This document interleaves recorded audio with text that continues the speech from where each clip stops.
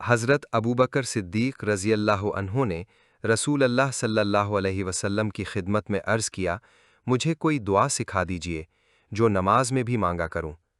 آپ صلی اللہ علیہ وسلم نے فرمایا، کہو اللہم انی ظلمت نفسی ظلما کثیرا ولا یغفر الذنوب الا انت فاغفر لی مغفرۃ من عندک وارحمنی انک انت الغفور الرحیم۔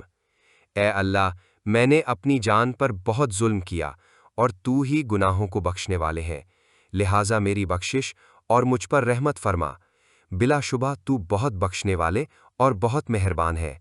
سنن ابن ماجہ، حدیث نمبر 3835۔